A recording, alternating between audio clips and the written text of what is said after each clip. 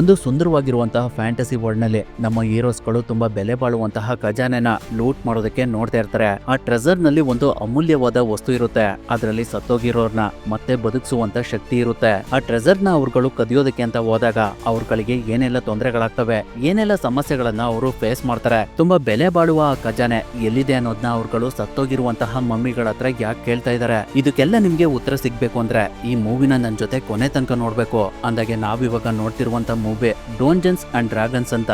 ಇದೊಂದು ಅದ್ಭುತವಾದ adventure fantasy movie. ಇದು 2023ರಲ್ಲಿ ರಿಲೀಸ್ ಆಗಿದೆ. ಕ್ಷಣ ಕ್ಷಣಕ್ಕೂ ಥ್ರಿಲ್ಲಿಂಗ್, ಅಡ್ವೆಂಚರ್ ಮತ್ತೆ ವಿಸ್ಮಯಗಳನ್ನ ಹೊಂದಿರುವಂತಹ ಈ ಮೂವಿನ ಯಾವುದೇ ಕಾರಣಕ್ಕೂ ಮಿಸ್ ಮಾಡ್ಕೊಳ್ಬೇಡಿ. ಇನ್ನ ಜಾಸ್ತಿ ಟೈಮ್ ವೇಸ್ಟ್ ಮಾಡದೆ ಮೂವಿ ಸ್ಟೋರಿ ಒಳಗಡೆ ಎಂಟ್ರಿ ಆಗೋಣ. ಕತೆ ಶುರುವಾದಾಗ ಒಂದು ಫಾಗ್ ಬೀಳ್ತಿರುವಂತ ಪ್ರದೇಶದಲ್ಲಿ ಕುದುರೆಗಳು ಒಂದು ಪ್ರಿಸರ್ ಬಾಕ್ಸ್ ನ ಎಳ್ಕೊಂಡು ಹೋಗ್ತಿರೋದನ್ನ ತೋರಿಸ್ತಾರೆ. ಸ್ವಲ್ಪ ಸಮಯದ ನಂತರ ಅವ್ರುಗಳು ಒಂದು ಜೈಲ್ ಹತ್ರ ಬಂದು ಸ್ಟಾಪ್ ಆಗ್ತಾರೆ. ಅವಾಗ ಪ್ರಿಸನ್ ಬಾಕ್ಸ್ ಒಳಗಡೆ ಇದ್ದಂತಹ ಒಬ್ಬ ದೈತ್ಯಕಾರದ ಮೋಸ್ಟರ್ ವ್ಯಕ್ತಿ ಹೊರಗಡೆ ಬರ್ತಾನೆ. ಅವನನ್ನ ನೋಡಿ ಅಲ್ಲಿದ್ದಂತ ಸೈನಿಕರೆಲ್ಲ ತುಂಬಾನೇ ಭಯ ಪಡ್ತಿರ್ತಾರೆ. ಹಾಗಾಗಿ ಅವ್ರುಗಳು ಆ ವ್ಯಕ್ತಿನ ಲಾಕ್ ಮಾಡಿ ಜೈಲ್ ಒಳಗಡೆ ಕರ್ಕೊಂಡು ಹೋಗ್ತಾ ಇರ್ತಾರೆ. ಆ ಜೈಲು ತುಂಬಾನೇ ದೊಡ್ಡದಾಗಿರುತ್ತೆ. ಅಲ್ಲಿ ಎಲ್ಲ ರೀತಿಯ ಮನುಷ್ಯರನ್ನ ಬಂಧಿಸಿರ್ತಾರೆ. ಈಗಿರ್ಬೇಕಾದ್ರೆ ಸೈನಿಕರು ಆ ದೈತ್ಯಕಾರದ ವ್ಯಕ್ತಿನ ಒಂದು ಲಾಕರ್ ಒಳಗಡೆ ಬಿಡ್ತಾರೆ. ಅಲ್ಲಿ ಮೊದಲೇ ಈ ಮೂವಿಯ ಹೀರೋಸ್ಗಳಾದ ಎಡ್ಗಿನ್ ಮತ್ತೆ ಓಲ್ಗಾ ಇರ್ತಾರೆ. ಅವರನ್ನ ನೋಡಿ ಆ ದೈತ್ಯ ಮನುಷ್ಯ ಓಲಾಗೆ, ಹೇ ಹುಡುಗಿ, ನಿನ್ನ ಹೆಸರೇನೋ? ನಾನ್ ತುಂಬಾ ಜೈಲುಗಳಿಗೆ ಹೋಗಿದ್ದೇನೆ, ಆದ್ರೆ ಅಲ್ಲೆಲ್ಲೂ ಹುಡುಗಿರು ಇರ್ತಾ ಇರ್ಲಿಲ್ಲ. ಇಲ್ಲಿ ನಿನ್ನನ್ನ ನೋಡಿ ನನಗೆ ತುಂಬಾ ಮಜಾ ಬರ್ತಿದೆ ಅಂತ ಹೇಳಿ ಅವನು ಓಲ್ಗನ ಮುಟ್ಟೋದಕ್ಕೆ ಅಂತ ಹೋಗ್ತಾನೆ. ಅವಾಗ ಅವಳು ಒಂದೇ ಏಟಿಗೆ ಅವನ ಕಾಲನ್ನ ಮುರಿದಾಕಿ ಅವಳು ಕೂತಿರುವಂತಹ ಜಾಗಕ್ಕೆ ಅವನ ತಲೆನ ಪಂಚ್ ಮಾಡಿ ಅವನನ್ನ ಸಾಯಿಸ್ಬಿಡ್ತಾಳೆ. ಓಲ್ಗಾ ಅಷ್ಟೊಂದು ಶಕ್ತಿಶಾಲಿಯಾಗಿರ್ತಾಳೆ. ಅದಾದ್ಮೇಲೆ ಅವರನ್ನ ಜಡ್ಜ್ ಹತ್ರ ಕರ್ಕೊಂಡ್ ಬರ್ತಾರೆ. ಅವರಿಬ್ರು ಕಳ್ತನ ಮತ್ತೆ ವಂಚನೆ ಮಾಡಿದ್ದಾರೆ ಅನ್ನೋದ್ರ ಮೇಲೆ ಇಲ್ಲಿವರೆಗೂ ಬಂಧನದಲ್ಲಿ ಇಟ್ಟಿರ್ತಾರೆ. ಅವಾಗ ಜಡ್ಜ್ ಅವ್ರಿಗೆ, ನಿಮ್ಗೆ ಶಿಕ್ಷೆ ಕೊಡೋಕ್ಕಿಂತ ಮುಂಚೆ ಏನಾದ್ರೂ ಹೇಳೋದಕ್ಕೆ ಇಷ್ಟಪಡ್ತೀರಾ ಅಂತ ಕೇಳ್ತಾರೆ. ಹಾಗಾಗಿ ಎಡ್ಗಿನ್ ಈ ಹಿಂದೆ ನಡೆದಂತ ಸ್ಟೋರಿನ ಅವ್ರಗಳ ಮುಂದೆ ಹೇಳೋದಕ್ಕೆ ಸ್ಟಾರ್ಟ್ ಮಾಡ್ತಾನೆ. ತುಂಬಾ ವರ್ಷಗಳ ಹಿಂದೆ ಅವನು ಒಂದು ಸಂಘಕ್ಕೆ ಸೇರ್ಕೊಳ್ತಾನೆ. ಅದ್ರ ಹೆಸರು ಹಾರ್ಬರ್ ಫಿಕ್ಷನ್ ಅಂತ. ಆ ಗುಂಪಿನ ಕೆಲಸ ಏನು ಅಂದ್ರೆ ಯಾರ್ಯಾರು ದುರ್ಬಲರಾಗಿರ್ತಾರೆ ಅವ್ರಗಳ ಪರವಾಗಿ ಹೋರಾಡೋದು. ಅಂದ್ರೆ ಯಾರ್ಯಾರು ಗುಲಾಮರಾಗಿ ಕೆಲಸ ಮಾಡ್ತಿರ್ತಾರೆ ಅವ್ರ ಪರವಾಗಿ ಇವ್ರುಗಳು ಹೋರಾಡ್ತಾ ಇರ್ತಾರೆ. ಒಂದ್ ರೀತಿ ಇವರು ಗೂಢಚಾರರಾಗಿ ಕೆಲಸ ಮಾಡ್ತಿರ್ತಾರೆ. ಅದರಿಂದ ಅವರು ಏನೂ ಎಕ್ಸ್ಪೆಕ್ಟ್ ಮಾಡ್ತಿರೋದಿಲ್ಲ. ಈ ಕೆಲಸಕ್ಕೆ ಎಡ್ಗಿನ್ ಹೆಂಡತಿಯಾದ ಜಿಯಾ ಕೂಡ ಸಪೋರ್ಟ್ ಮಾಡ್ತಿರ್ತಾಳೆ. ದಿನ ಪೂರ್ತಿ ಅವನು ಅವರ ಕೋಟೆಗೆ ಇಲ್ಲಿಗಲ್ ಆಗಿ ಬರ್ತಿದ್ದಂತಹ ಕಳ್ಳರು ಮತ್ತೆ ದರೋಡೆಕೋರರನ್ನ ಬಂಧಿಸುವಂತ ಕೆಲಸನ ಮಾಡ್ತಾ ಇರ್ತಾನೆ. ಆ ಸಮಯದಲ್ಲಿ ಅವ್ರುಗಳು ರೆಡ್ ವಿಜಾರ್ಡ್ ಅನ್ನೋ ಒಬ್ಬ ವ್ಯಕ್ತಿನ ಬಂಧಿಸ್ತಾರೆ. ರಾತ್ರಿ ಆಗೋಷ್ಟರಲ್ಲಿ ಎಡ್ಗಿನ್ ಅವನ ಮನೆಗೆ ವಾಪಸ್ ಬಂದು ಅವನ ಹೆಂಡತಿ ಮತ್ತೆ ಅವಳ ಮಗಳಾದ ಕೀರಾ ಜೊತೆ ಕಾಲ ಕಳೀತಾ ಇರ್ತಾನೆ. ಆ ಕೆಲಸದಿಂದ ಅವನಿಗೆ ಅಷ್ಟೇನು ಇನ್ಕಮ್ ಬರ್ತಾ ಇರೋದಿಲ್ಲ. ಆದ್ರಿಂದ ಅವಾಗ ಅವನಿಗೆ ನಾನ್ ಮಾಡ್ತಿರುವಂತ ಕೆಲಸ ಸರಿನಾ ತಪ್ಪ ಅಂತ ಕನ್ಫ್ಯೂಸ್ ಆಗ್ತಿರುತ್ತೆ. ಈಗಿರ್ಬೇಕಾದ್ರೆ ಒಂದಿನ ಎಡ್ಗಿನ್ ಸ್ವಲ್ಪ ತಡವಾಗಿ ಅವನ ಮನೆ ಕಡೆ ಹೋಗ್ತಾ ಇರ್ತಾನೆ. ಆ ಸಮಯದಲ್ಲಿ ರೆಡ್ ವಿಜಾರ್ಡ್ ಕಡೆಯವರು ಅವನ ಮನೆ ಕಡೆಯಿಂದ ಹೋಗ್ತಾ ಇರ್ತಾರೆ. ಅವರನ್ನ ನೋಡಿ ಅವನು ಇಮಿಡಿಯೇಟ್ ಆಗಿ ಅವನ ಮನೆ ಒಳಗಡೆ ಬಂದು ನೋಡಿದ್ರೆ ಅವನ ಹೆಂಡತಿಗೆ ಅವ್ರುಗಳು ತುಂಬಾ ವಿಷಪೂರಿತ ಚಾಕುವಿನಿಂದ ಚುಚ್ಬಿಟ್ಟಿರ್ತಾರೆ. ಅದು ಆಲ್ಮೋಸ್ಟ್ ಜಿಯಾ ಬಾಡಿಗೆಲ್ಲ ಸ್ಪ್ರೆಡ್ ಆಗ್ಬಿಟ್ಟಿರುತ್ತೆ. ಆದ್ರೆ ಇನ್ನೂ ಅವಳಿಗೆ ಜೀವ ಇರುತ್ತೆ. ಹಾಗಾಗಿ ಅವಳು ಎಡ್ಗಿನ್ಗೆ ಅವಳ ಮಗುನ ಬಚ್ಚಿಟ್ಟಿರುವಂತ ಜಾಗನ ತೋರಿಸ್ತಾಳೆ. ಆ ಮಗುನ ಎಡ್ಗಿನ್ ಎತ್ಕೊಂಡ್ ನೋಡಿದಾಗ ಅದು ತುಂಬಾ ಸೇಫ್ ಆಗಿರುತ್ತೆ. ಆದ್ರೆ ಅವನ ಕೈಲಿ ಅವನ ಹೆಂಡತಿನ ಉಳಿಸ್ಕೊಳ್ಳೋದಕ್ಕೆ ಆಗೋದಿಲ್ಲ. ಅದರಿಂದ ಅವನಿಗೆ ತುಂಬಾನೇ ನೋವಾಗುತ್ತೆ. ಅದರಿಂದ ಅವನು ಮಾಡ್ತಿರುವಂತ ಕೆಲ್ಸನ ಬಿಟ್ಬಿಡ್ತಾನೆ. ಅದಾದ್ಮೇಲೆ ಕೆಲವು ತಿಂಗಳುಗಳ ನಂತರ ಎಡ್ಗಿನ್ ತುಂಬಾ ಡ್ರಿಂಕ್ಸ್ ಮಾಡಿ ಕೆಳಗಡೆ ಬಿದ್ದೋಗ್ಬಿಡ್ತಾನೆ. ಅವಾಗ ಅವನ ಜೊತೆ ಅವನ ಮಗಳು ಕೂಡ ಇರ್ತಾಳೆ. ಆ ಸಮಯದಲ್ಲಿ ಅಲ್ಲಿಗೆ ಓಲ್ಗಾ ಬಂದು ಎಡ್ಗಿನ್ ಮತ್ತೆ ಅವನ ಮಗಳನ್ನ ಸೇಫ್ ಆಗಿ ಅವನ ಮನೆ ಹತ್ರ ಕರ್ಕೊಂಡ್ ಬರ್ತಾಳೆ. ಓಲ್ಗಾ ಕೂಡ ಒಂದು ಸಮಸ್ಯೆಯಲ್ಲಿ ಸಿಗಾಕೊಂಡಿರ್ತಾಳೆ. ಅವಳು ತುಂಬಾ ವರ್ಷಗಳಿಂದ ಅವಳ ಸಮುದಾಯಕ್ಕೆ ಸೇರ್ದಿರುವಂತಹ ಒಬ್ಬ ವ್ಯಕ್ತಿನ ಪ್ರೀತಿಸ್ತಾ ಇರ್ತಾಳೆ. ಆ ಕಾರಣಕ್ಕೋಸ್ಕರ ಅವಳ ಹಿರಿಯರು ಅವಳನ್ನ ಅವರ ಸಮುದಾಯದಿಂದ ಹೊರಗಡೆ ಹಾಕ್ತಾರೆ. ಹಾಗಾಗಿ ಅವಳು ಕೂಡ ಅವತ್ತಿಂದ ಎಡ್ಗಿನ್ ಮನೆಯಲ್ಲೇ ಇರೋದಕ್ಕೆ ಸ್ಟಾರ್ಟ್ ಮಾಡ್ತಾಳೆ. ಅವರಿಬ್ರಿಗೂ ಒಳ್ಳೆ ಬಾಂಡಿಂಗ್ ಇರುತ್ತೆ. ಅವ್ರಗಳ ಮಧ್ಯೆ ಅಣ್ಣ ತಂಗಿ ರಿಲೇಶನ್ಶಿಪ್ ಬೆಳೆಯುತ್ತೆ. ಹಾಗಾಗಿ ಅವ್ರುಗಳು ಒಬ್ರಿಗೊಬ್ರು ತುಂಬಾ ಗೌರವದಿಂದ ನಡ್ಕೊಳ್ತಾ ಇರ್ತಾರೆ. ಕೀರಾನ ಅವರು ತುಂಬಾನೇ ಇಷ್ಟಪಡ್ತಾ ಇರ್ತಾರೆ. ಆದ್ರೆ ಅವ್ರಗಳಿಗೆ ಮಾಡೋದಕ್ಕೆ ಏನು ಕೆಲಸ ಇರ್ಲಿಲ್ಲ. ಅದರಿಂದ ಅವ್ರುಗಳು ಕಳ್ತನ ಮಾಡೋದಕ್ಕೆ ಸ್ಟಾರ್ಟ್ ಮಾಡ್ತಾರೆ. ಆ ಸಮಯದಲ್ಲಿ ಓಲ್ಗಾಗೆ ಒಂದು ಪೆಂಡೆಂಟ್ ಸಿಗುತ್ತೆ. ಅದನ್ನ ತಂದು ಅವಳು ಕೀರಾ ಕೊಡ್ತಾಳೆ. ಆ ಪೆಂಡೆಂಟ್ ನಲ್ಲಿ ಒಂದು ಶಕ್ತಿ ಇರುತ್ತೆ. ಅದನ್ನ ಹಾಕೊಂಡು ಅದ್ರಲ್ಲಿ ಇರುವಂತ ಸ್ಟೋನ್ ನ ಪ್ರೆಸ್ ಮಾಡಿದ್ರೆ ಅವರು ಇನ್ವಿಸಿಬಲ್ ಆಗ್ತಾರೆ. ಹೀಗೆ ಕಾಲ ಕಳಿತಾ ಅವ್ರ ಜೊತೆ ಜಾದೂಗಾರನಾದ ಸೈಮನ್ ಮತ್ತೆ ಫೋರ್ಜ್ ಕೂಡ ಸೇರ್ಕೊಳ್ತಾರೆ. ಅವರೆಲ್ಲ ಒಂದು ಟೀಮ್ ಆಗಿ ಕಳ್ತನ ಮಾಡ್ತಾ ಇರ್ತಾರೆ. ಅವರು ಯಾವಾಗ್ಲೂ ತುಂಬಾ ಸಂಪತ್ತಿರುವಂತಹ ವ್ಯಕ್ತಿಗಳ ಹತ್ರ ಕಳ್ತನ ಮಾಡ್ತಿರ್ತಾರೆ. ಅವ್ರ ಜೀವನ ತುಂಬಾನೇ ಚೆನ್ನಾಗಿ ನಡೀತಾ ಇರುತ್ತೆ. ಆದ್ರೆ ಅವ್ರುಗಳು ಸುಫಿನಾ ಅನ್ನೋ ಮಾಟಗಾತಿನ ಭೇಟಿ ಮಾಡಿದ್ಮೇಲೆ ಎಲ್ಲ ಬದಲಾಗ್ಬಿಡುತ್ತೆ. ಅವ್ರಗಳಿಗೆ ಇವಳ ಬಗ್ಗೆ ಏನೂ ಗೊತ್ತಿರೋದಿಲ್ಲ. ಆದ್ರೆ ಇವ್ರುಗಳು ಅವಳ ಜೊತೆ ಒಂದು ಡೀಲ್ ನ ಒಪ್ಕೊಳ್ತಾರೆ. ಅದೇನಂದ್ರೆ ಹಾರ್ಬರ್ ನಲ್ಲಿರುವಂತಹ ಕೊರೆನ್ಸ್ ಕೀಪ್ ಅನ್ನೋ ಒಂದು ಭದ್ರತಾ ಕೋಟೆಯಲ್ಲಿರುವಂತಹ ಸಂಪತ್ತನ್ನ ದೋಚೋದಕ್ಕೆ ಅವ್ರುಗಳು ಪ್ಲಾನ್ ಮಾಡ್ತಾರೆ. ಈ ಐಡಿಯಾನ ಕೊಡಿದ್ದು ಸುಫಿನಾ. ಇವಳು ಹೇಳ್ತಿರುವಂತ ಜಾಗ ಅಪರಾಧಿಗಳಿಂದ ಕದ್ದಂತ ಅಮೂಲ್ಯವಾದ ಸಂಪತ್ತಿಂದ ತುಂಬಿರುತ್ತೆ. ಮೊದ್ಲು ಎಡ್ಗಿನ್ ಈ ಡೀಲ್ ನ ಒಪ್ಪಿರೋದಿಲ್ಲ, ಆದ್ರೆ ಆ ಜಾಗದಲ್ಲಿ ಒಂದು ಅತ್ಯಂತ ಅಮೂಲ್ಯವಾದ ವಸ್ತು ಇದೆ ಅಂತ ಅವನಿಗೆ ಗೊತ್ತಾಗುತ್ತೆ. ಅದಕ್ಕೆ ಸತ್ತವ್ರನ್ನ ಮತ್ತೆ ಬದುಕಿಸುವಂತ ಶಕ್ತಿ ಇದೆ ಅನ್ನೋದು ಎಡ್ಗಿನ್ಗೆ ತಿಳಿಯುತ್ತೆ. ಆದ್ರೆ ಹೆಸರು ಟ್ಯಾಬ್ಲೆಟ್ ಆಫ್ ರಿವೇಕನಿಂಗ್ ಅಂತ.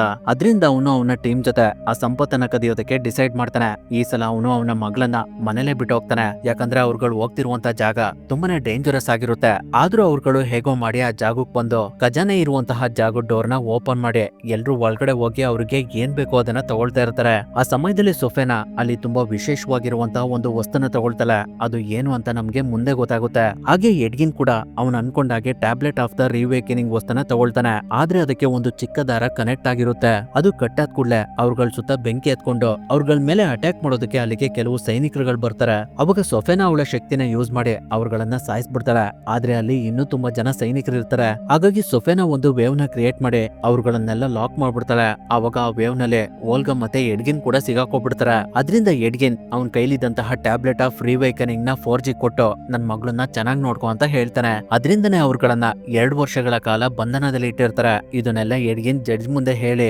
ನನ್ನನ್ನ ಈ ಬಂಧನದಿಂದ ಮುಕ್ತಿಗೊಳಿಸಿ ನಾನು ನನ್ನ ಮಗಳ ಜೊತೆ ಬದುಕೋತರ ಮಾಡಿ, ನೀವೇನಾದ್ರೂ ಹಾಗೆ ಮಾಡಿದ್ರೆ ನಾನು ನನ್ನ ಇಡೀ ಜೀವನನ ನನ್ನಿಂದ ಆಗಿರುವಂತ ತಪ್ಪನ ಸರಿ ಮಾಡೋದಕ್ಕೆ ಪ್ರಯತ್ನ ಪಡ್ತೀನಿ ಅಂತ ಹೇಳ್ತಾನೆ. ಆದ್ರೂ ಕೂಡ ಆ ಜಡ್ಜ್ಗಳು ಅವರನ್ನ ಇನ್ನೂ ಸ್ವಲ್ಪ ವರ್ಷಗಳ ಕಾಲ ಬಂಧನದಲ್ಲಿ ಇಡ್ಬೇಕು ಅಂತ ಆದೇಶ ಮಾಡ್ತಾರೆ. ಅದರಿಂದ ಅವರನ್ನ ಜೈಲ್ ಹತ್ರ ಕರ್ಕೊಂಡು ಹೋಗೋದಕ್ಕೆ ಚಾನ್ಸಲರ್ ಜರ್ನಾಥನ್ ಅನ್ನೋ ಒಂದು ಬರ್ಡ್ ಬರುತ್ತೆ. ಅದನ್ನ ಎಡ್ಗಿನ್ ನೋಡಿದ ಕೂಡಲೇ ಆ ಪಕ್ಷಿ ಅವನಿಗೆ ಪರಿಚಯ ಇದೆ ಅನ್ನೋ ತರ ನಾಟಕ ಮಾಡೋದಕ್ಕೆ ಸ್ಟಾರ್ಟ್ ಮಾಡ್ತಾನೆ. ಅವನು ಅದೇ ರೀತಿ ನಾಟಕ ಮಾಡ್ತಾ ಮಾಡ್ತಾ ಆ ಪಕ್ಷಿ ಹತ್ರ ಹೋಗಿ ಅದನ್ನ ಇಟ್ಕೊಂಡು ಅವನು ಮತ್ತೆ ಓಲ್ಗಾ ಇಬ್ರು ಅಲ್ಲೇ ಪಕ್ಕದಲ್ಲಿದ್ದಂತಹ ಕಿಟಕಿಯಿಂದ ಕೆಳಗಡೆ ಬಿದ್ದೋಗ್ಬಿಡ್ತಾರೆ. ಇನ್ನೇನ್ ಅವ್ರುಗಳು ಕೆಳಗಡೆ ಬೀಳ್ಬೇಕು ಅಷ್ಟರಲ್ಲಿ ಜರ್ನಾಥನ್ ಬರ್ಡ್ ಫ್ಲೈ ಮಾಡ್ಕೊಂಡು ಅವ್ರುಗಳನ್ನ ಕೆಳಗಡೆ ತಂದು ಬಿಡುತ್ತೆ. ಆ ಸಮಯದಲ್ಲಿ ಅದು ಪ್ರಜ್ಞೆ ತಪ್ಪಿಡುತ್ತೆ. ಅದಾದ್ಮೇಲೆ ಅವ್ರುಗಳು ಸ್ವಲ್ಪ ಸಮಯದ ನಂತರ ಅವರ ಮನೆ ಹತ್ರ ಬರ್ತಾರೆ. ಆದ್ರೆ ಅಲ್ಲಿ ಯಾರು ಇರೋದಿಲ್ಲ. ಅದರಿಂದ ಅವ್ರುಗಳು ಒಂದು ಜಾಗದಲ್ಲಿ ಡ್ರಿಂಕ್ಸ್ ಮಾಡ್ತಾ ಫೋರ್ಡ್ ನ ಎಲ್ಲಿ ಹುಡ್ಕೋದು, ಅವ್ನ ಇವಾಗ ಎಲ್ಲಿರ್ಬಹುದು ಅಂತ ಯೋಚನೆ ಮಾಡ್ತಿರ್ತಾರೆ. ಅವಾಗ ಅವ್ರುಗಳಿಗೆ ಒಂದು ಪತ್ರ ಸಿಗುತ್ತೆ. ಅದ್ರಲ್ಲಿ ಫೋರ್ಜ್ ಇವಾಗ city of the never winter ಗೆ ರಾಜನಾಗಿದ್ದಾನೆ ಅಂತ ಇರುತ್ತೆ. ಅದನ್ನ ನೋಡಿ ಅವ್ರುಗಳಿಗೆ ತುಂಬಾನೇ ಆಶ್ಚರ್ಯ ಆಗ್ತಿರುತ್ತೆ. ಅದರಿಂದ ಅವ್ರುಗಳು ಇಮಿಡಿಯೇಟ್ ಆಗಿ ಸಿಟಿ ಆಫ್ ನೆವರ್ ವಿಂಟರ್ ಕಡೆ ಹೊರಡ್ತಾರೆ. ಆ ಸಿಟಿ ತುಂಬಾನೇ ಅದ್ಭುತವಾಗಿರುತ್ತೆ. ಸ್ವಲ್ಪ ಸಮಯದ ನಂತರ ಅವ್ರುಗಳು ಫೋರ್ಜ್ ವಾಸಿಸುವಂತ ಅರಮನೆ ಒಳಗಡೆ ಬಂದು ಕೀರಾಗೋಸ್ಕರ ಕಾಯ್ತಿರ್ತಾರೆ. ಅವಾಗ ಅಲ್ಲಿಗೆ ಕೀರಾ ಬರ್ತಾಳೆ. ಅವಳನ್ನ ನೋಡಿ ಎಡ್ಗಿನ್ ಮತ್ತೆ ಓಲಾಗೆ ತುಂಬಾನೇ ಖುಷಿ ಆಗ್ತಿರುತ್ತೆ. ಅವಳಿಗೋಸ್ಕರ ಎಡ್ಗಿನ್ ಅವನೇ ಅವ್ನ ಕೈಯಾರ ಮಾಡಿರುವಂತ ಹ್ಯಾಂಡ್ ಗ್ಲೌಸ್ ನ ಕೊಡ್ತಾನೆ. ಅದನ್ನ ಅವನು ಜೈಲ್ ನಲ್ಲಿ ಇರ್ಬೇಕಾದ್ರೆ ರೆಡಿ ಮಾಡಿರ್ತಾನೆ. ಫೋರ್ಜ್ ಕೀರಾನ ತುಂಬಾನೇ ಚೆನ್ನಾಗಿ ನೋಡ್ಕೊಂಡಿರ್ತಾನೆ. ನಂತರ ಕೀರಾ ಅವ್ರಿಬ್ರನ್ನ ಫೋರ್ಜ್ ಹತ್ರ ಕರ್ಕೊಂಡ್ ಬರ್ತಾಳೆ. ಅವಾಗ ಫೋರ್ಜ್ ಎಡ್ಗಿನ್ ಮತ್ತೆ ಓಲ್ಗನ ನೋಡಿ ತುಂಬಾನೇ ಖುಷಿ ಪಡ್ತಿರ್ತಾನೆ. ಅದಾದ್ಮೇಲೆ ಅವ್ರುಗಳು ಒಂದು ಜಾಗದಲ್ಲಿ ಕಾಫಿ ಕುಡಿತಾ ಮಾತಾಡ್ತಾ ಇರ್ತಾರೆ. ಆ ಸಮಯದಲ್ಲಿ ಎಡ್ಗಿನ್ ಫೋರ್ಜ್ಗೆ ನೀನು ರಾಜ ಹೇಗಾದೆ ಅಂತ ಕೇಳ್ತಾನೆ. ಆ ಸಮಯದಲ್ಲಿ ನಾವು ಕದ್ದಿರುವಂತ ಸಂಪತ್ತನ್ನ ತಂದಾಗ ಅದನ್ನ ಏನ್ ಮಾಡ್ಬೇಕು ಅಂತ ನನಗೆ ಗೊತ್ತಾಗ್ಲಿಲ್ಲ. ಇದ್ದಕ್ಕಿದ್ದಾಗೆ ನನ್ಗೆ ಒಳ್ಳೆ ವ್ಯಕ್ತಿ ಆಗ್ಬೇಕು ಅಂತ ಅನ್ಸೋದಕ್ಕೆ ಸ್ಟಾರ್ಟ್ ಆಯ್ತು. ಅವಾಗ ನಾನು ಕದ್ದಿರುವಂತ ಸಂಪತ್ತನ್ನ ವಾಪಸ್ ಲಾರ್ಡ್ ನೆವರ್ ಎಂಬರ್ಗೆ ಕೊಡ್ಬೇಕು ಅಂತ ಡಿಸೈಡ್ ಮಾಡಿದೆ. ಆದ್ರೆ ಆ ರೀತಿ ಮಾಡಿದ್ರೆ ಅವರು ನಾನೇ ಕಳ್ಳ ಅಂತ ಅನ್ಕೊಳ್ತಾರೆ ಅಂತ ಸುಮ್ನಾಗ್ಬಿಟ್ಟೆ. ಈಗಿರ್ಬೇಕಾದ್ರೆ ಒಂದಿನ ನನ್ಗೆ ಮತ್ತೆ ಆ ಅವಕಾಶ ಸಿಕ್ತು. ಲಾರ್ಡ್ ನೆವರ್ ಎಂಬರ್ಗೆ ಆರೋಗ್ಯ ಸರಿ ಇಲ್ಲ ಅನ್ನೋದು ನನಗೆ ಗೊತ್ತಾಯ್ತು. ಅವಾಗ ನಾನು ಅವರ ಆರೋಗ್ಯನ ಸರಿ ಮಾಡೋದಕ್ಕೆ ನಮ್ಮ ಹತ್ರ ಇರುವಂತ ಸಂಪತ್ತನ್ನೆಲ್ಲ ಯೂಸ್ ಮಾಡೋದಕ್ಕೆ ಸ್ಟಾರ್ಟ್ ಮಾಡಿದೆ. ಈ ಕೆಲ್ಸಕ್ಕೆ ಸುಫಿನಾ ಕೂಡ ನನ್ ಜೊತೆ ಕೈ ಜೋಡಿಸಿದ್ಲು. ಇವಾಗ ಅವಳು ನನ್ಗೆ ಒಳ್ಳೆ ಅಡ್ವೈಸರ್ ಆಗಿ ಕೆಲಸ ಮಾಡ್ತಿದ್ದಾಳೆ. ಆದ್ರೆ ನಾವು ಅಷ್ಟೆಲ್ಲ ಕಷ್ಟಪಟ್ರು ಕೂಡ ಲಾರ್ಡ್ ನೆವರ್ ಎಂಬರ್ ನ ಉಳಿಸ್ಕೊಳ್ಳೋದಕ್ಕಾಗ್ಲಿಲ್ಲ. ಅವರ ನಿಧನದ ನಂತರ ಜನಗಳು ನನ್ನನ್ನೇ ರಾಜನಾಗಿ ಆಯ್ಕೆ ಮಾಡಿದ್ದಾರೆ ಅಂತ ಹೇಳ್ತಾನೆ. ಅವಾಗ ಎಡ್ಗಿನ್ ಫೋರ್ಜ್ಗೆ ನನ್ಗೆ ನಿನ್ನ ಹತ್ರ ಇರುವಂತಹ ಟ್ಯಾಬ್ಲೆಟ್ ಆಫ್ ರಿವೇಕನಿಂಗ್ ನ ಕೊಡು ಅಂತ ಕೇಳ್ತಾನೆ. ಆ ಮಾತನ್ನ ಕೇಳಿ ಕೀರಾ ನೀವುಗಳು ಅದಕ್ಕೋಸ್ಕರ ಇಲ್ಲಿ ಬಂದಿದ್ದೀರಾ, ನನಗೋಸ್ಕರ ಅಲ್ವಾ ಅಂತ ಕೇಳ್ತಾಳೆ. ಅದಕ್ಕೆ ಎಡ್ಗಿನ್ ಆಗಲ್ಲ ಕೀರಾ, ನನ್ಗೆ ನೀನು ಬೇಕು. ಹಾಗೆ ಆ ಟ್ಯಾಬ್ಲೆಟ್ ಇಂದ ನಾವು ನಿನ್ನ ತಾಯಿನ ಮತ್ತೆ ಬದುಕಿಸಬಹುದು ಅಂತ ಹೇಳ್ತಾನೆ. ಆ ಅವಕಾಶನ ಫೋರ್ಜ್ ಯೂಸ್ ಮಾಡ್ಕೊಂಡು ಅವನು ಕೀರಾಗೆ ನಿನ್ ತಂದೆ ಹೇಳ್ತಿರೋದು ಸುಳ್ಳು ಮಗು, ಅಂತ ವಸ್ತು ಭೂಮಿ ಮೇಲೆ ಇಲ್ವೇ ಇಲ್ಲ.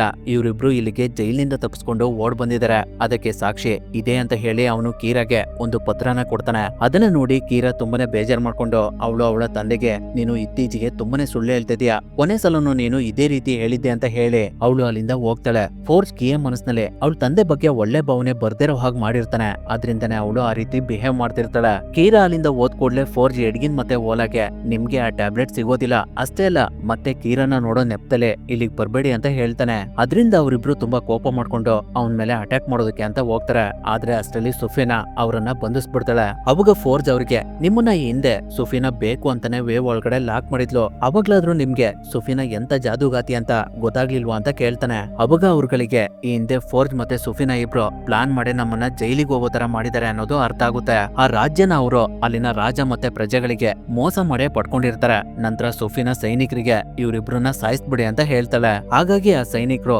ಅವರಿಬ್ರನ್ನ ಒಂದು ಜಾಗಕ್ಕೆ ಕರ್ಕೊಂಡ್ ಬಂದು ಸಾಯಿಸೋದಕ್ಕೆ ನೋಡ್ತಾ ಇರ್ತಾರೆ. ಆ ಸಮಯದಲ್ಲಿ ಓಲ್ಗಾ ಆ ಸೈನಿಕರಿಗೆ ಅವ್ರ ಹತ್ರ ಇರುವಂತಹ ಕತ್ತಿ ಬಗ್ಗೆ ವಿಚಾರಿಸ್ತಾ ಅವರ ಗಮನನ ಬೇರೆ ಕಡೆ ತಗೊಂಡೋಗಿ ಆ ಸಮಯದಲ್ಲಿ ಕೆಳಗಡೆ ಇದ್ದಂತ ಕಲ್ನ ತೆಗೆದು ಅವ್ರಗಳ ಮೇಲೆ ಅಟ್ಯಾಕ್ ಮಾಡೋದಕ್ಕೆ ಸ್ಟಾರ್ಟ್ ಮಾಡ್ತಾಳೆ. ಎಡ್ಗಿನ್ ಅವನ ಕೈ ಕಟ್ಟಿರುವಂತಹ ಹಗ್ಗನ ಕಟ್ ಮಾಡೋ ಅಷ್ಟ್ರಲ್ಲೇ ಅವಳು ಅಲ್ಲಿದ್ದಂತ ಸೈನಿಕರಿಗೆಲ್ಲ ಹೊಡೆದು ಅವ್ರ ಕತೆನ ಮುಗಿಸ್ಬಿಟ್ಟಿರ್ತಾಳೆ. ಅದಾದ್ಮೇಲೆ ಅವ್ರುಗಳು ಅಲ್ಲಿಂದ ತಪ್ಪಿಸ್ಕೊಂಡು ಹೋಗ್ತಿರ್ಬೇಕಾದ್ರೆ ಫೋರ್ಜ್ ಇಂದ ಟ್ಯಾಬ್ಲೆಟ್ ಮತ್ತೆ ಕೀರನ ಹೇಗ್ ಹೊರಗಡೆ ಕರ್ಕೊಂಡ್ ಬರೋದು ಅಂತ ಡಿಸ್ಕಸ್ ಮಾಡ್ತಾ ಇರ್ತಾರೆ. ಆ ಸಮಯದಲ್ಲಿ ಎಡ್ಗಿನ್ ನಮ್ಗೆ ಇವಾಗ ಒಂದು ಟೀಮ್ ನ ಅವಶ್ಯಕತೆ ಇದೆ, ಹಾಗಾಗಿ ನಾವು ಇವಾಗ್ಲೇ ಸೈಮನ್ ನ ಭೇಟಿ ಮಾಡಿ ಅವನನ್ನ ನಮ್ ಜೊತೆ ಸೇರ್ಸ್ಕೊಳ್ಳೋಣ ಅಂತ ಹೇಳ್ತಾನೆ. ಅದರಿಂದ ಅವ್ರುಗಳು ಸೈಮನ್ ನ ಮೀಟ್ ಮಾಡೋದಕ್ಕೆ ಅಂತ ಬರ್ತಾರೆ. ಆ ಸಮಯದಲ್ಲಿ ಸೈಮನ್ ಅವ್ನ್ ಕಲ್ತಿರುವಂತ ಜಾದುನ ಕೆಲವರಿಗೆ ಹೇಳ್ಕೊಡ್ತಾ ಅವ್ರ ಹತ್ರ ಇರುವಂತ ವಸ್ತುಗಳನ್ನ ಕಳ್ತನ ಮಾಡ್ತಾ ಇರ್ತಾನೆ. ಅಷ್ಟರಲ್ಲಿ ಅವನು ಎಡ್ಗಿನ್ ಮತ್ತೆ ಓಲ್ಗನ ನೋಡ್ಬಿಡ್ತಾನೆ. ಅವಾಗ ಅವ್ನ್ ಕದ್ದಂತ ವಸ್ತುಗಳೆಲ್ಲ ಜನಗಳ ಮುಂದೆ ಬಂದು ಬಿದೋಗ್ಬಿಡ್ತವೆ. ಅವುಗಳನ್ನ ನೋಡಿ ಅವರಿಗೆ ಇವನು ನಮ್ಮ ಹತ್ರ ಇರುವಂತ ವಸ್ತುಗಳನ್ನ ಕಳ್ತನ ಮಾಡ್ತಾ ಇದ್ದಾನೆ ಅನ್ನೋದು ಗೊತ್ತಾಗ್ಬಿಡುತ್ತೆ. ಹಾಗಾಗಿ ಅವರು ಅವನ ಮೇಲೆ ಅಟ್ಯಾಕ್ ಮಾಡೋದಕ್ಕೆ ಸ್ಟಾರ್ಟ್ ಮಾಡ್ತಾರೆ. ಆ ಸಮಯದಲ್ಲಿ ಎಡ್ಗಿನ್ ಮತ್ತೆ ಓಲ್ಗಾ ಇಬ್ರು ಅವನನ್ನ ಜನಗಳಿಂದ ಬಚಾವ್ ಮಾಡಿ ಬೇರೆ ಕಡೆ ಕರ್ಕೊಂಡ್ ಬರ್ತಾರೆ. ಅವಾಗ ಅವ್ರುಗಳು ಅವನಿಗೆ ಈ ಹಿಂದೆ ನಡೆದಿದ್ದ ವಿಷಯನೆಲ್ಲ ಎಕ್ಸ್ಪ್ಲೇನ್ ಮಾಡ್ತಾರೆ. ಆ ಮಾತನ್ನ ಕೇಳಿ ಸೈಮನ್ ಫೋರ್ಜ್ ತುಂಬಾನೇ ಕೆಟ್ಟ ಮನುಷ್ಯ, ನನ್ನನ್ನು ಕೂಡ ಅವನು ಈ ಹಿಂದೆ ಸಾಯಿಸೋದಕ್ಕೆ ಪ್ರಯತ್ನ ಪಟ್ಟಿದ್ದ, ಅದರಿಂದನೇ ನಾನು ಬೇರೆ ಕಡೆ ಬಂದು ಜೀವನ ಮಾಡ್ತಿದ್ದೀನಿ ಅಂತ ಹೇಳ್ತಾನೆ. ಅವಾಗ ಎಡ್ಗಿನ್ ಅವನಿಗೆ ನಿನಗೆ ಜಾದು ಬರುತ್ತಲ್ವಾ, ಅದರ ಸಹಾಯದಿಂದ ಫೋರ್ಜ್ ಹತ್ರ ಇರುವಂತ ಸಂಪತ್ತನ್ನ ಹೇಗಾದ್ರೂ ಮಾಡಿ ಲೂಟ್ ಮಾಡಿ ಕೀರನ ಹೊರಗಡೆ ಕರ್ಕೊಂಡ್ ಬಾ ಅಂತ ಹೇಳ್ತಾನೆ. ಅದಕ್ಕೆ ಸೈಮನ್ ನನ್ಗೆ ಅಷ್ಟೊಂದು ಜಾದು ಬರೋದಿಲ್ಲ, ಆದ್ರೆ ನನ್ಗೊಬ್ಳು ಪರಿಚಯ ಇದ್ದಾಳೆ, ಅವಳ ಹೆಸರು ಡೋರಿಕ್ ಅಂತ, ಅವಳನ್ನ ಮೀಟ್ ಮಾಡಿದ್ರೆ ನಮ್ಗೆ ಸ್ವಲ್ಪ ಸಹಾಯ ಆಗ್ಬೋದು ಅಂತ ಹೇಳಿ ಅವನು ಅವ್ರಗಳನ್ನ ಡೋರಿಕ್ ಇರುವಂತಹ ಜಾಗಕ್ಕೆ ಕರ್ಕೊಂಡು ಹೋಗ್ತಾನೆ. ಆ ಜಾಗದಲ್ಲಿ ಕೆಲವು ಸೈನಿಕರು ಒಬ್ಳು ಹುಡುಗಿಗೆ ಸಜಾ ನೀಡ್ತಾ ಇರ್ತಾರೆ. ಇನ್ನೇನ್ ಅವ್ರುಗಳು ಆ ಹುಡುಗಿನ ಸಾಯಿಸ್ಬೇಕು, ಅಷ್ಟರಲ್ಲಿ ಒಂದು ಕುದುರೆ ಅರ್ಧ ಗೂಬೆ ಅರ್ಧ ಕರಡಿ ತರ ಕನ್ವರ್ಟ್ ಆಗಿ ಅಲ್ಲಿದ್ದಂತ ಸೈನಿಕರ ಮೇಲೆ ಅಟ್ಯಾಕ್ ಮಾಡೋದಕ್ಕೆ ಸ್ಟಾರ್ಟ್ ಮಾಡುತ್ತೆ. ಅದನ್ನ ಸೈಮನ್ ಎಡ್ಗಿನ್ ಮತ್ತೆ ಓಲಾಗ್ ತೋರ್ಸಿ ಇವಳೇ ಡೋರಿಕ್ ಅಂತ ಹೇಳ್ತಾನೆ. ಅವಾಗ ಡೋರಿಕ್ ಮನುಷ್ಯನ್ ತರ ಕನ್ವರ್ಟ್ ಆಗಿ ಅಲ್ಲಿರುವಂತ ಹುಡುಗಿನ ಕುದುರೆ ಮೇಲೆ ಕೂರಿಸ್ಕೊಂಡು ಅಲ್ಲಿಂದ ಹೋಗ್ಬಿಡ್ತಾಳೆ. ಅವಳ ತರನೇ ಇರುವಂತಹ ಜನಗಳು ಒಂದು ಸುಂದರವಾದಂತಹ ಜಾಗದಲ್ಲಿ ವಾಸ ಮಾಡ್ತಿರ್ತಾರೆ. ಅಲ್ಲಿಗೆ ಸೈಮನ್ ಎಡ್ಗಿನ್ ಮತ್ತೆ ಓಲ್ಗನ ಕರ್ಕೊಂಡ್ ಬಂದು ಡೋರಿಕ್ಗೆ ನಾವು ಫೋರ್ಜ್ ಹತ್ರ ಇರುವಂತ ಸಂಪತ್ತನ್ನ ದೋಚಿ ಅವನನ್ನ ಸಾಯಿಸ್ಬೇಕು ಅಂತ ಇದೀವಿ, ನೀನ್ ನಮ್ಗೆ ಹೆಲ್ಪ್ ಮಾಡ್ತೀಯ ಅಂತ ಕೇಳ್ತಾನೆ. ಆದ್ರೆ ಅದಕ್ಕೆ ಮೊದ್ಲು ಡೋರಿಕ್ ಒಪ್ಪೋದಿಲ್ಲ. ಅವಾಗ ಎಲ್ರೂ ಸೇರಿ ಹೇಗೋ ಮಾಡಿ ಅವಳನ್ನ ಒಪ್ಪಿಸ್ತಾರೆ. ಅವ್ರಗಳಿಗೂ ಕೂಡ ಫೋರ್ಜ್ ತುಂಬಾನೇ ತೊಂದರೆ ಕೊಟ್ಟಿರ್ತಾನೆ. ಅವರ ಪ್ರಜಾತಿಯ ಎಷ್ಟೋ ಜನರನ್ನ ಸಾಯಿಸಿ ಅವರ ಮನೆನೆಲ್ಲ ಧ್ವಂಸ ಮಾಡಿರ್ತಾನೆ. ಅದರಿಂದನೇ ಡೋರಿಕ್ ಫೋರ್ಜ್ ಮೇಲೆ ಸೇಟ್ ತೀರಿಸ್ಕೊಳ್ಬೇಕು ಅಂತ ಡಿಸೈಡ್ ಮಾಡಿ ಒಪ್ಕೊಳ್ತಾಳೆ. ಈಗಿರ್ಬೇಕಾದ್ರೆ ಫೋರ್ಜ್ ಅವನ ಸ್ನೇಹಿತರಿಗೆ ಅವನ ಹತ್ರ ಇರುವಂತ ಖಜಾನೆಯನ್ನ ತೋರ್ಸೋದಕ್ಕೆ ಅಂತ ಕರ್ಕೊಂಡು ಹೋಗ್ತಾ ಇರ್ತಾನೆ. ಅವಾಗ ಅಲ್ಲಿ ಒಂದು ನೊಣ ಹಾರಾಡ್ತಾ ಇರುತ್ತೆ. ಆದ್ರೆ ಅದನ್ನ ಗಮನಿಸ್ದೆ ಅವನ ಸ್ನೇಹಿತರಿಗೆ ಒಂದು ಗೇಮ್ ಬಗ್ಗೆ ಎಕ್ಸ್ಪ್ಲೇನ್ ಮಾಡ್ತಾ ಇರ್ತಾನೆ. ಹಾಗೆ ಅವ್ರುಗಳು ಮಾತಾಡ್ತಾ ಇನ್ನೇನ್ ಖಜಾನೆ ಇರುವಂತಹ ಡೋರ್ ನ ಓಪನ್ ಮಾಡ್ಬೇಕು. ಅಷ್ಟರಲ್ಲಿ ಸೊಫಿನಾಗೆ ಅವರನ್ನ ಒಂದು ನೊಣ ಅಬ್ಸರ್ವ್ ಮಾಡ್ತಾ ಇದೆ ಅನ್ನೋದು ಗೊತ್ತಾಗ್ಬಿಡುತ್ತೆ. ಅದರಿಂದ ಅವಳು ಅದನ್ನ ಹಿಡಿಯೋದಕ್ಕೆ ಪ್ರಯತ್ನ ಪಡ್ತಾಳೆ. ಅದು ಬೇರೆ ಯಾರು ಅಲ್ಲ ಡೋರಿಕ್. ಅವಳು ಹೇಗೋ ಮಾಡಿ ಅಲ್ಲಿಂದ ತಪ್ಪಿಸ್ಕೊಳ್ಳೋದಕ್ಕೆ ಹಲವಾರು ಪ್ರಾಣಿಗಳ ತರ ಕನ್ವರ್ಟ್ ಆಗಿ ಆ ಅರಮನೆಯಲ್ಲಿರುವಂತ ಸೈನಿಕರಿಂದ ಬಚಾವಾಗಿ ಹೊರಗಡೆ ಬರ್ತಾಳೆ. ಆ ಸಮಯದಲ್ಲಿ ಅವಳು ಒಂದು ಇಲಿಯಾಗಿ ಅರಮನೆ ಕಿಟಕಿಯಿಂದ ಕೆಳಗಡೆ ಬಿದ್ದ್ಬಿಡ್ತಾಳೆ. ಅವಾಗ ಅವಳು ಒಂದು ಈಗಲ್ ತರ ಕನ್ವರ್ಟ್ ಆಗಿ ಹೋಗ್ತಾ ಇರ್ತಾಳೆ. ಅವಾಗ್ಲೂ ಕೂಡ ಅವಳನ್ನ ಸೈನಿಕರು ಬಿಡ್ತಾ ಇರೋದಿಲ್ಲ. ಕೊನೆಗೆ ಅವಳು ಒಂದು ಜಿಂಕೆ ತರ ಕನ್ವರ್ಟ್ ಆಗಿ ಹೇಗೋ ಮಾಡಿ ಅಲ್ಲಿಂದ ತಪ್ಪಿಸ್ಕೊಂಡು ಹೊರಗಡೆ ಬಂದ್ಬಿಡ್ತಾಳೆ. ಹಾಗಾಗಿ ಅವಳು ಯಾರು ಅನ್ನೋದು ಫೋರ್ಜ್ ಮತ್ತೆ ಸೊಫೆನಾಗೆ ಗೊತ್ತಾಗೋದಿಲ್ಲ. ಅದಾದ್ಮೇಲೆ ಅವತ್ ರಾತ್ರಿ ಅವಳು ಎಲ್ಲರಿಗೂ ಖಜಾನೆ ಎಲ್ಲಿದೆ ಅನ್ನೋದನ್ನ ತಿಳಿಸ್ತಾಳೆ. ಆದ್ರೆ ಅದನ್ನ ಒಂದು ಮಾಯಾಜಾಲದ ಡೋರ್ ನಿಂದ ಕ್ಲೋಸ್ ಮಾಡಿದ್ದಾರೆ. ಅದಕ್ಕೆ ಮಾಡರ್ನ್ ಕೇಲನ್ ಅಂತ ಕರೀತಾರೆ. ಅದನ್ನ ಓಪನ್ ಮಾಡೋದು ತುಂಬಾನೇ ಕಷ್ಟ ಅಂತ ಹೇಳ್ತಿರ್ತಾಳೆ. ಆ ಮಾತನ್ನ ಕೇಳಿ ಸೈಮನ್ ಆ ಜಾದು ಎಲ್ಲರಿಗೂ ಬರೋದಿಲ್ಲ, ದುನಿಯಾದ ಅತ್ಯಂತ ಶಕ್ತಿಶಾಲಿ ಜಾದುಗಾರ ಮಾತ್ರ ಆ ಡೋರ್ ನ ಓಪನ್ ಮಾಡೋದಕ್ಕೆ ಸಾಧ್ಯ, ನನ್ ಕೈಲಿ ಅದನ್ನ ಓಪನ್ ಮಾಡೋದಕ್ಕೆ ಆಗೋದಿಲ್ಲ. ಆದ್ರೆ ಒಂದು ಹೆಲ್ಮೆಟ್ ಇದೆ, ಅದನ್ನ ನಾವ್ ಹಾಕೊಂಡ್ರೆ ಯಾವುದೇ ಜಾದುನ ಬೇಕಾದ್ರೂ ಸ್ಟಾಪ್ ಮಾಡಬಹುದು. ಆದ್ರೆ ಅದು ತುಂಬಾ ಶತಮಾನಗಳ ಹಿಂದೆನೆ ಕಳೆದೋಗಿದೆ, ಅದನ್ನ ಇವಾಗ ಹುಡ್ಕೋದು ತುಂಬಾನೇ ಕಷ್ಟ ಅಂತ ಹೇಳ್ತಿರ್ತಾನೆ. ಆ ಮಾತನ್ನ ಕೇಳಿ ಎಡ್ಗಿನ್ ಸೈಮನ್ಗೆ ನಾವು ಹೇಗಾದ್ರೂ ಮಾಡಿ ಅದನ್ನ ಹುಡುಕ್ಲೇಬೇಕು ಅಂತ ಹೇಳ್ತಾನೆ. ಆದ್ರೆ ಅದಕ್ಕೆ ಸೈಮನ್ ಒಪ್ತಾ ಇರೋದಿಲ್ಲ. ಅವಾಗ ಓಲ್ಗಾ ನನ್ನ ಸಮುದಾಯದವರು 19ನೇ ಶತಮಾನದಲ್ಲಿ ಆ ಹೆಲ್ಮೆಟ್ ಗೋಸ್ಕರ ಒಂದು ಡ್ರಾಗನ್ ಜೊತೆ ಹೋರಾಡಿದ್ರು. ಆ ಸಮಯದಲ್ಲಿ ನಮ್ಮ ಪೂರ್ವಜರು ತುಂಬಾ ಜನ ಸತ್ತೋದ್ರು. ಅವ್ರ ಹತ್ರ ನಿನ್ನ ಜಾದು ಶಕ್ತಿಯಿಂದ ಕೇಳಿದ್ರೆ ಆ ಹೆಲ್ಮೆಟ್ ಬಗ್ಗೆ ಮಾಹಿತಿ ಸಿಗ್ಬಹುದು ಅಂತ ಹೇಳ್ತಾಳೆ. ಅದಕ್ಕೆ ಸೈಮನ್ ಖಂಡಿತವಾಗ್ಲೂ ನಾನು ಅವ್ರ ಜೊತೆ ಮಾತಾಡ್ತೀನಿ, ಆ ಜಾದು ನನಗ್ ಗೊತ್ತಿದೆ, ನೀವು ನನ್ನನ್ನ ಅವ್ರ ಸಮಾಧಿ ಹತ್ರ ಕರ್ಕೊಂಡೋಗಿ ಅಂತ ಹೇಳ್ತಾನೆ. ಹಾಗಾಗಿ ಎಲ್ರು ಓಲ್ಗಾ ಜೊತೆ ಅವರ ಪೂರ್ವಜರ ಸಮಾಧಿ ಇರುವಂತಹ ಜಾಗದ ಕಡೆ ಹೊರಡ್ತಾರೆ. ಆ ಸಮಯದಲ್ಲಿ ಓಲ್ಗಾ ಅವಳ ಲವ್ವರ್ನ ಮಾತಾಡ್ಸೋದಕ್ಕೆ ಅಂತ ಹೋಗ್ತಾಳೆ. ಇವನೇ ಅವಳ ಲವ್ವರ್, ಇವನ ಹೆಸರು ಮಾಲಿಮಿನ್ ಅಂತ. ಆದ್ರೆ ಓಲ್ಗಾ ಅಲ್ಲಿಂದ ಹೋದ್ ಕೂಡ್ಲೆ ಅವನು ಬೇರೆ ಹುಡುಗಿನ ಮದುವೆ ಆಗಿರ್ತಾನೆ. ಇವಳೆ ಅವನ ವೈಫ್. ಅವಳನ್ನ ಅವನು ಓಲ್ಗಾಗೆ ಪರಿಚಯ ಮಾಡ್ಕೊಟ್ಟು ಅವನ ವೈಫ್ಗೆ ಈ ಹಿಂದೆ ನಡೆದಂತ ವಿಷಯನೆಲ್ಲ ಎಕ್ಸ್ಪ್ಲೇನ್ ಮಾಡ್ತಾ ಇರ್ತಾನೆ. ಅದನ್ನ ನೋಡಿ ಓಲ್ಗಾಗೆ ತುಂಬಾನೇ ಬೇಜಾರಾಗ್ತಿರುತ್ತೆ. ಆದ್ರೂ ಅವಳು ಮಾರ್ಲಮಿನ್ ಹತ್ರ ಸ್ವಲ್ಪ ಹೊತ್ತು ಮಾತಾಡಿ ಅವಳು ಅವನಿಗೆ ಕೊಟ್ಟಂತಹ ಮಂತ್ರದಂಡನ ವಾಪಸ್ ಇಸ್ಕೊಂಡು ಅಲ್ಲಿಂದ ಹೊರಡ್ತಾಳೆ. ಅದಾದ್ಮೇಲೆ ಅವ್ರುಗಳು ಓಲ್ಗಾ ಪೂರ್ವಜರನ್ನ ಸಮಾಧಿ ಮಾಡಿರುವಂತಹ ಜಾಗಕ್ಕೆ ಬಂದು ಸೈಮನ್ ಶಕ್ತಿಯಿಂದ ಅವ್ರಗಳಿಗೆ ಮತ್ತೆ ಜೀವ ಬರ್ಸಿ ಅವ್ರಗಳ ಹತ್ರ ಜಾದು ಹೆಲ್ಮೆಟ್ ಎಲ್ಲಿದೆ ಅಂತ ಕೇಳ್ತಾ ಇರ್ತಾರೆ.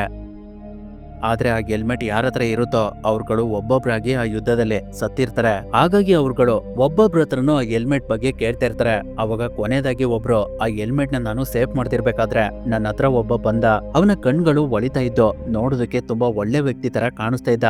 ಅವನು ಅವನ ಹೆಸರನ್ನ ಜಿಂಕ್ ಅಂತ ಹೇಳಿ ನಾನು ಈ ಹೆಲ್ಮೆಟ್ ನ ಸೇಫ್ ಆಗಿರುವಂತಹ ಜಾಗಕ್ಕೆ ತಲುಪಿಸ್ತೀನಿ, ನನ್ನನ್ನ ನಂಬಿ ಅಂತ ಹೇಳ್ದ. ಹಾಗಾಗಿ ನಾನು ಆ ಹೆಲ್ಮೆಟ್ ನ ಅವನ ಕೈಲಿ ಕೊಟ್ಟೆ ಅಂತ ಹೇಳ್ತಾರೆ. ಜಿಂಕ್ ಅನ್ನೋ ಹೆಸರನ್ನ ಅವ್ರುಗಳು ಇವಾಗಾಗ್ಲೇ ತುಂಬಾ ಸಲ ಕೇಳಿರ್ತಾರೆ. ಅವನೊಬ್ಬ ತುಂಬಾ ಒಳ್ಳೆ ವ್ಯಕ್ತಿ, ಕಷ್ಟದಲ್ಲಿದ್ದವ್ರಿಗೆ ಸಹಾಯ ಮಾಡ್ತಾನೆ ಅಂತ ಇಡೀ ಊರಲ್ಲೆಲ್ಲ ಹೇಳ್ತಿದ್ದಾರೆ ಅಂತ ಮಾತಾಡ್ತಾ ಇರ್ತಾರೆ. ಅವಾಗ ಡೋರಿಕ್ ಅವನು ಎಲ್ಲಿದ್ದಾನೆ ಅನ್ನೋದು ನನಗೆ ಚೆನ್ನಾಗ್ ಗೊತ್ತಿದೆ ಅಂತ ಹೇಳಿ ಅವಳು ಎಲ್ಲರನ್ನೂ ಮಾರ್ಬಲ್ ಶೀಲ್ಡ್ ಅನ್ನೋ ಒಂದು ಜಾಗಕ್ಕೆ ಕರ್ಕೊಂಡು ಹೋಗ್ತಾಳೆ. ಹೀಗಿರ್ಬೇಕಾದ್ರೆ ಅಲ್ಲಿನ ಜನಗಳು ಒಂದು ಮಾನ್ಸ್ಟರ್ ಫಿಶ್ ನ ಬಂಧಿಸಿ ಅದು ಒಂದು ಮಗುನ ನುಂಗಿದೆ ಅಂತ ಮಾತಾಡ್ತಾ ಇರ್ತಾರೆ. ಅವಾಗ ಅಲ್ಲಿಗೆ ಜಿಂಕ್ ಬಂದು ಆ ಮಾನ್ಸ್ಟರ್ ಫಿಶ್ ಹತ್ರ ಕೂಲಾಗಿ ಮಾತಾಡಿ ಅದ್ ನುಂಗಿರುವಂತ ಮಗುನ ಹೊರಗಡೆ ತೆಗ್ಸಿ ಆ ಮಗುನ ಸೇಫ್ ಆಗಿ ಅದರ ತಾಯಿ ಕೈ ಕೊಡ್ತಾನೆ. ಅದನ್ನ ನೋಡಿ ಅಲ್ಲಿದ್ದಂತ ಜನಗಳೆಲ್ಲ ಅವನನ್ನ ತುಂಬಾನೇ ಹೊಗಳ್ತಾ ಇರ್ತಾರೆ. ಆ ಸಮಯದಲ್ಲಿ ಅವನ ಹತ್ರ ಓಲ್ಗಾ ಬಂದು ಅವನಿಗೆ ಎಲ್ಲರನ್ನೂ ಪರಿಚಯ ಮಾಡಿ ನಾವು ಡಿಸ್ಟಿಂಕ್ಷನ್ ಅನ್ನೋ ಒಂದು ಹೆಲ್ಮೆಟ್ ನ ಹುಡುಕ್ತಿದೀವಿ, ಅದ್ರ ಬಗ್ಗೆ ನಿಮ್ಗೆ ಏನಾದ್ರು ಗೊತ್ತಾ ಅಂತ ಕೇಳ್ತಾಳೆ. ಆದ್ರೆ ಅದಕ್ಕೆ ಅವನು ನನ್ಗೆ ಏನು ಗೊತ್ತಿಲ್ಲ ಅಂತ ಹೇಳ್ತಾನೆ. ಅವಾಗ ಸೈಮನ್ ಅವನಿಗೆ ನಾವು ಅದನ್ನ ಒಂದೊಳ್ಳೆ ಕೆಲ್ಸಕ್ಕೆ ಯೂಸ್ ಮಾಡ್ಬೇಕು ಅಂತ ಇದೀವಿ, ಅದರ ಸಹಾಯದಿಂದ ನಾವು ಫೋರ್ಜ್ ಮತ್ತೆ ಅವನ ಜೊತೆಲಿರುವಂತ ಸೊಫೆನನ್ನ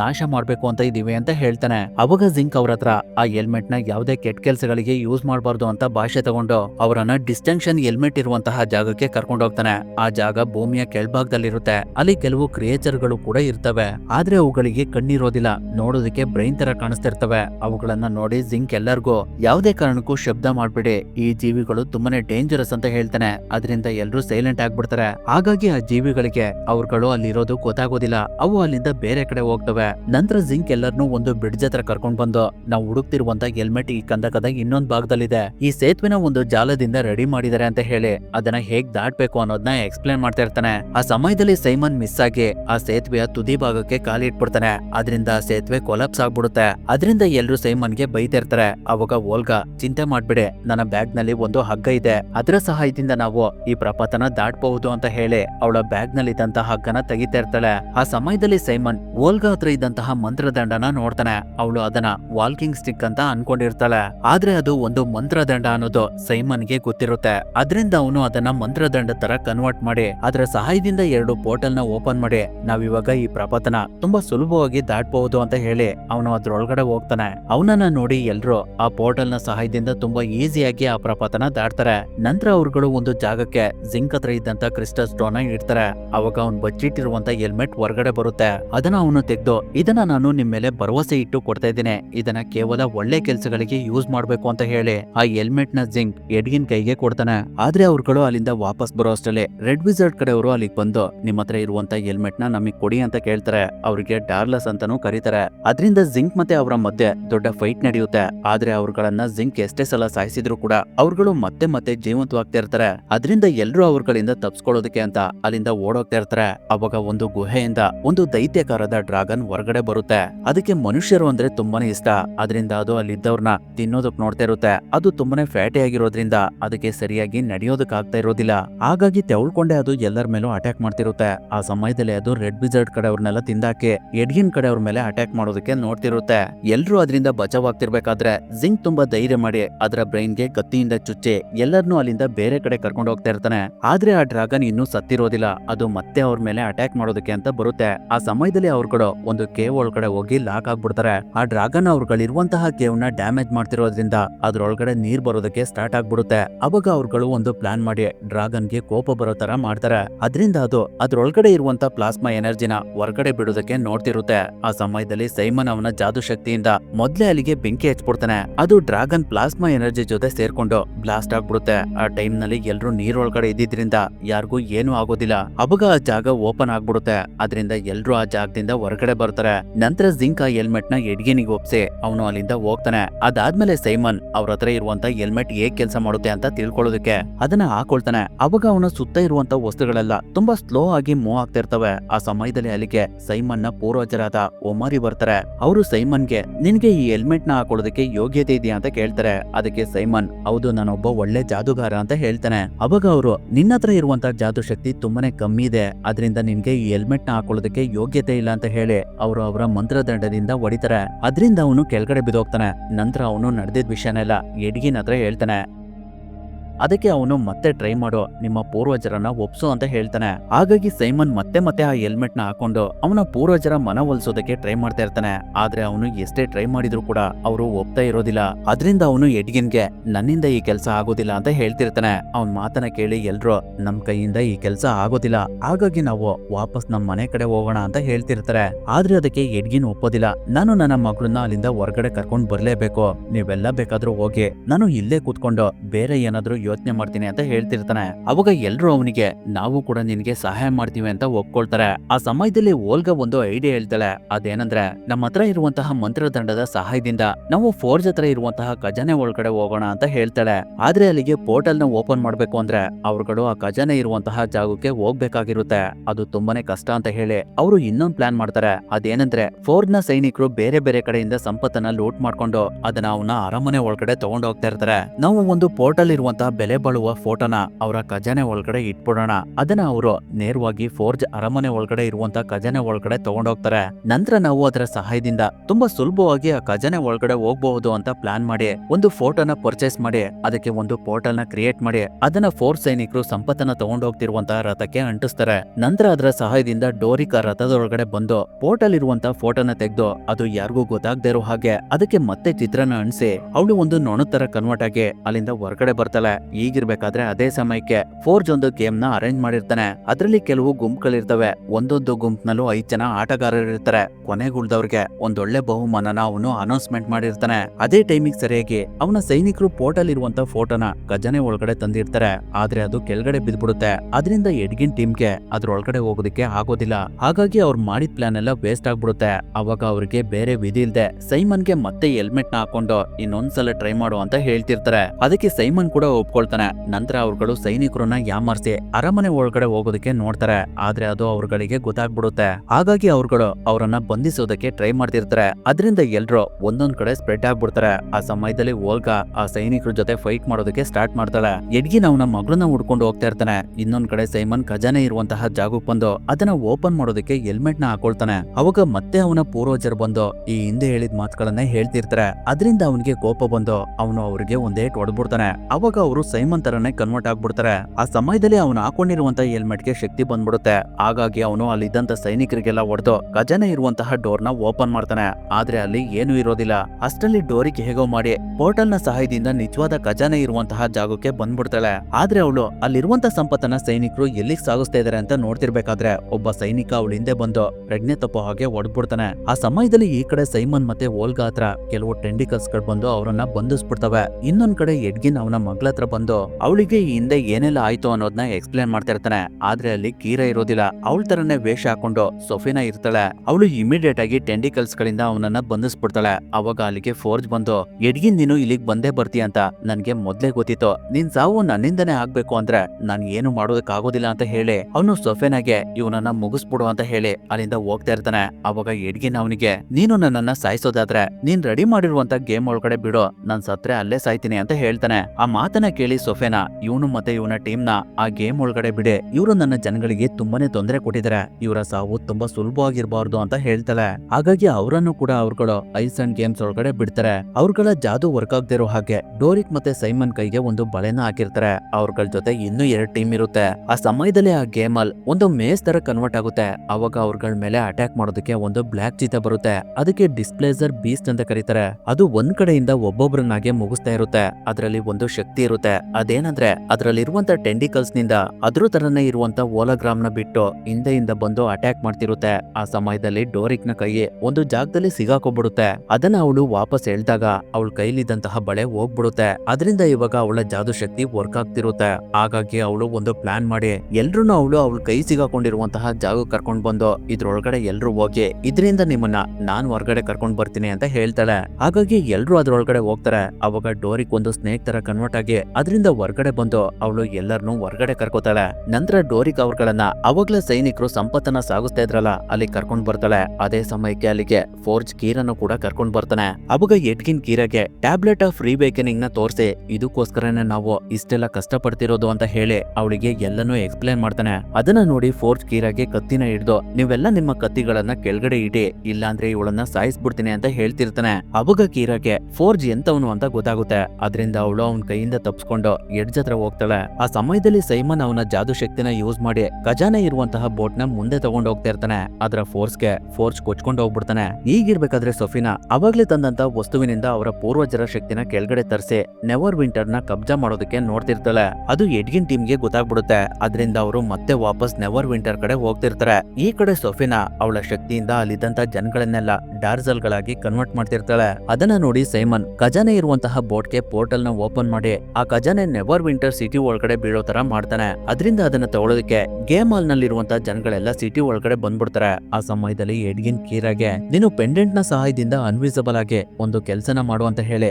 ಅವಳಿಗೆ ಒಂದು ಜಾದು ಕಂಟ್ರೋಲ್ ಮಾಡುವಂತಹ ಬಳೆನ ಕೊಡ್ತಾನೆ. ಅಷ್ಟರಲ್ಲಿ ಅಲ್ಲಿಗೆ ಸೊಫಿನಾ ಬಂದು ಅವ್ರಗಳ ಮೇಲೆ ಅಟ್ಯಾಕ್ ಮಾಡೋದಕ್ಕೆ ಸ್ಟಾರ್ಟ್ ಮಾಡ್ತಾಳೆ. ಆ ಸಮಯದಲ್ಲಿ ಅವಳು ಒಂದು ಡ್ರ್ಯಾಗನ್ ಸ್ಟ್ಯಾಚುಗೆ ಜೀವ ಬರ್ಸಿ ಅದು ಎಲ್ಲರ ಮೇಲೆ ಅಟ್ಯಾಕ್ ಮಾಡೋ ತರ ಮಾಡ್ತಾಳೆ. ಅದು ಸ್ಟೋನ್ ಆಗಿರೋದ್ರಿಂದ ಎಲ್ಲರೂ ಸೇರಿ ಅದಕ್ಕೆ ಎಷ್ಟೇ ಹೊಡೆದ್ರು ಕೂಡ ಅದಕ್ಕೆ ಏನು ಆಗ್ತಿರೋದಿಲ್ಲ. ಅವಾಗ ಡೋರಿಕ್ ಸೊಫಿನಾ ಗಮನನ ಬೇರೆ ಕಡೆ ತಗೊಂಡೋಗ್ತಾಳೆ. ಆ ಸಮಯನ ಯೂಸ್ ಮಾಡ್ಕೊಂಡು ಸೈಮನ್ ಅವನ ಜಾದು ಶಕ್ತಿಯಿಂದ ಸೊಫಿನಾ ಜೊತೆ ಫೈಟ್ ಮಾಡೋದಕ್ಕೆ ಸ್ಟಾರ್ಟ್ ಮಾಡ್ತಾನೆ. ಆದ್ರೆ ಅವನ ಶಕ್ತಿ ಸಾಲ್ತಾ ಇರೋದಿಲ್ಲ. ಇನ್ನೇನ್ ಸೊಫಿನಾ ಎಲ್ಲರನ್ನೂ ಸಾಯಿಸ್ಬೇಕು. ಅಷ್ಟರಲ್ಲಿ ಕೀರಾ ಅವಳ ಕೈಗೆ ಜಾದು ಕಂಟ್ರೋಲ್ ಬಳೆನ ಹಾಕ್ಬಿಡ್ತಾಳೆ. ಅದರಿಂದ ಸೊಫಿನಾ ಶಕ್ತಿ ಹೋಗ್ಬಿಡುತ್ತೆ. ಅವಾಗ ಡೋರಿಕ್ ಅವಳನ್ನ ಸಾಯಿಸ್ಬಿಡ್ತಾಳೆ. ಆದ್ರೆ ಅಷ್ಟರಲ್ಲಿ ಸೊಫಿನಾ ಓಲ್ಗಾಗೆ ವಿಷಪೂರಿತ ಕತ್ತಿಯಿಂದ ಚುಟ್ಬಿಟ್ಟಿರ್ತಾಳೆ. ಅದರಿಂದ ಅವಳು ಸತ್ತೋಗ್ತಾಳೆ. ಅವಾಗ ಎಡ್ಗಿನ್ ಅವಳ ಹಳೆ ನೆನ್ಪುಗಳನ್ನ ನೆನ್ಪು ಮಾಡ್ಕೊಂಡು ಅವನ ಹತ್ರ ಇರುವಂತಹ ಟ್ಯಾಬ್ಲೆಟ್ ಆಫ್ ರಿವೇಕನಿಂಗ್ ನ ಅವಳಿಗೆನೆ ಯೂಸ್ ಮಾಡ್ಬೇಕು ಅಂತ ಡಿಸೈಡ್ ಮಾಡ್ತಾನೆ. ಅದಕ್ಕೆ ಕೀರಾ ಕೂಡ ಒಪ್ಕೊಳ್ತಾಳೆ. ಹಾಗಾಗಿ ಎಡ್ಗಿನ್ ಅದರ ಶಕ್ತಿಯಿಂದ ಓಲ್ಗನ ಮತ್ತೆ ಬದುಕಿಸ್ತಾನೆ. ಅದಾದ್ಮೇಲೆ ಸೈಮನ್ ಡೋರಿಕ್ಗೆ ಪ್ರಪೋಸ್ ಮಾಡ್ತಾನೆ. ಅವಳು ಕೂಡ ಒಪ್ಕೊಳ್ತಾಳೆ. ಫೋರ್ಜ್ಗೆ ಕೋರ್ಟ್ ನಲ್ಲಿ ಸಜೆ ಆಗುತ್ತೆ. ಅಲ್ಲಿಗೆ ಈ ಮೂವಿ ಕೂಡ ಎಂಡ್ ಆಗುತ್ತೆ.